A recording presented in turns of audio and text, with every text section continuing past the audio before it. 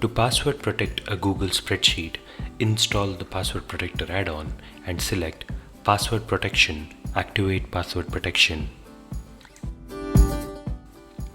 Enter a password for your spreadsheet.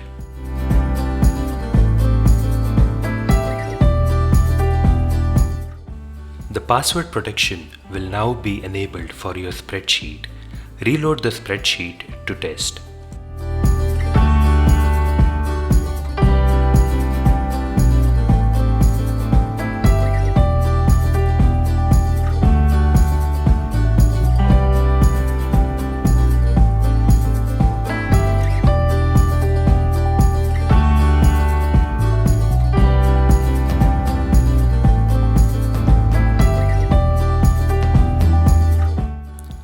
To deactivate password protection, select Password Protection, deactivate Password Protection.